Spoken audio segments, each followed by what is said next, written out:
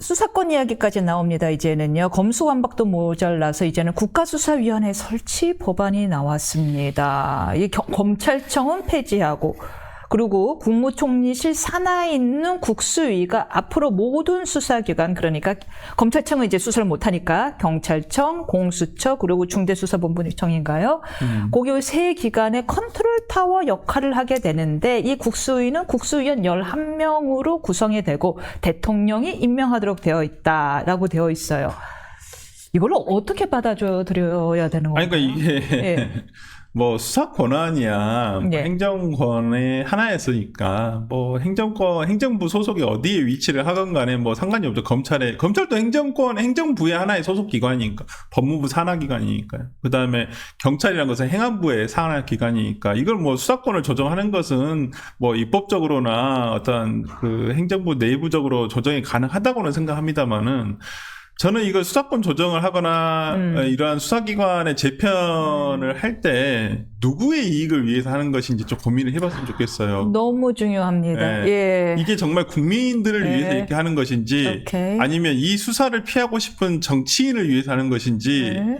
좀 고민을 좀 해봤으면 좋겠다 생각이 드는 게, 저는 기본적으로 검찰청의 폐지, 그러니까 수사권과 기소권의 분리를 동의하지 않는 사람이거든요. 이유는요? 예, 물론 여기에 장기적으로는 저는 필요하다고 보여요. 그런데 지금의 뭐 변호사님도 변호사 일도 하시고 그러니까, 저는 제가 일선에서 겪어봤을 때 검수완박에 지금 지난 문재인 정부 막바지에 있었던 검수완박으로 인해서 발생한 수사적인 피해, 그걸로 인해서 수사의 지연, 이런 것들이 너무 많이 보이거든요. 너무 밀려있죠. 너무 밀려있기도 하고, 그게 재판까지 끝나는데 너무 시간이 많이 걸려요.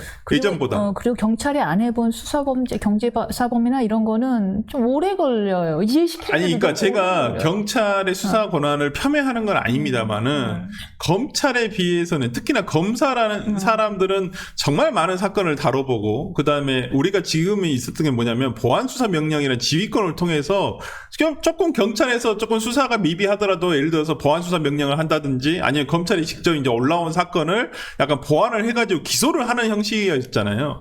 근데 지금 이제 수사 지휘권을 아예 없애버리겠다 한다면 보완 수사가 안 되는 거예요. 그러면 경찰의 저는 수사 능력이 조금 더 함양된다 생각을 해요. 더 올라가야 된다. 그러니까 조금 복잡한 경제 사건이라든지 좀 정말 난해한 사건 같은 경우에는 경찰이 너무 지연이 되고 있는 것은 현실적인 문제라는 거예요. 저는 이런 부분에 대해서 좀 고민을 하고 좀 나중에 수사권을 저는 분리해야 한다고 생각을 해요. 검찰이 모든 수사권을 가지고 있으면 안 된다. 어떠한 저는 특수수사, 관세에 대한 수사는 관세청에게 어떤, 지금은 특사경으로 하지만 일반 수사 범위로 넣어서 해야 된다고 생각을 하고요. 사법경찰이요? 그럼요. 예. 그 다음에 마약 수사도 마찬가지입니다. 지금 마약 수사가 따로 있지만 저는 마약 수사청을 따로 분리를 해서 만들어야 된다고 생각을 해요. 그 다음에 뭐 기술 유출이라든지 우리가 소위 말하는 정말 산업 스파이에 관련한 것들도 그런 또 다른 부서를 만들어서 저는 이렇게 수사권을 나눠야 한다고 생각합니다. 대신 이 수사에 대한 지휘권은 검찰에서 가지고 있어야죠. 이렇게 가는 방향으로 가는 게 맞지. 지금 민주당에서 얘기를 하는 것은 정말 0.1%도 안 돼요. 솔직히 0.1%도 안 되는 정치사건, 이것 때문에 그런 거잖아요. 이거 검찰이 수사 못하게 하겠다라고 하는 거잖아요. 근데 공수처를 이미 만들었잖아요. 근데 지금 또 비슷한 걸 만들겠다는 거예요. 중대범죄수사처라는 것을. 그러면 이게 수사권이 나눠지면서, 그럼 수사기관은 지금 실제 제가 만나보는 검사들이라든지 검찰청에 있는 수사관들이라든지 거의 손 놓고 있어요. 어떻게 될지 모르니까. 지금 그럼 나는 지금 중대범죄수사처로 가야 되나? 아니면 나는 그 검찰청이 남을까? 기소청, 이제 검찰청이 없어지니까 기소청이 남아야 되나? 이 고민 정말 많이 하고 있거든요. 그러면 그동안 쌓여왔던 이 수사 능력을 쌓아왔던 수사 인력들도 정말 재편되면서 어지러워질 것이고, 그러면 지금의 수사를 어떤 수사가 안 됨으로써 피해를 받는 건 국민들이에요.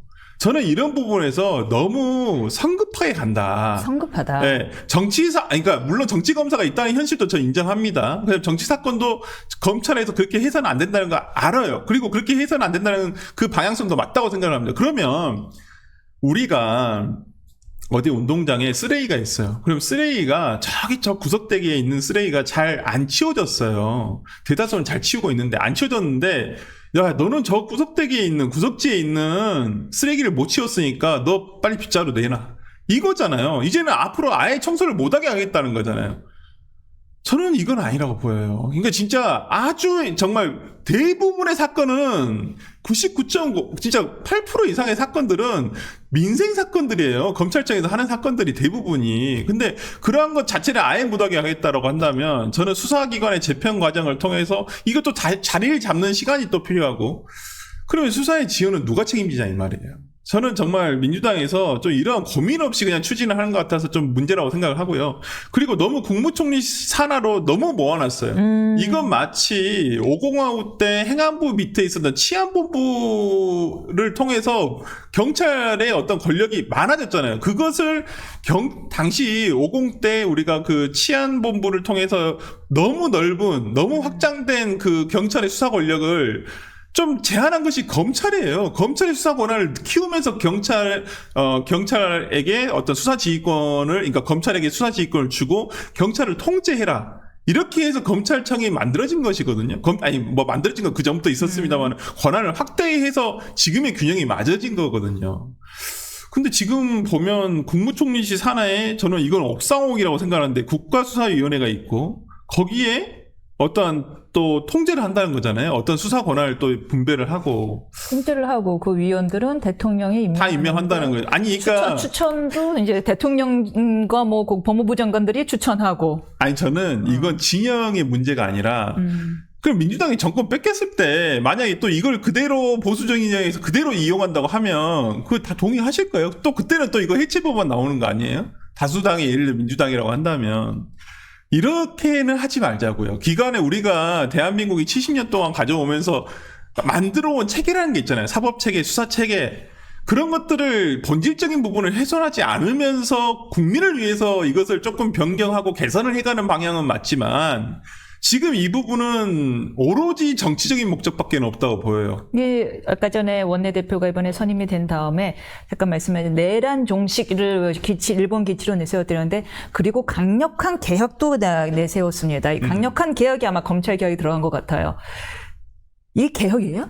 그러니까 개혁이 아니죠. 이건 개악이죠. 저는 개악이에요. 저는 개악이고 네.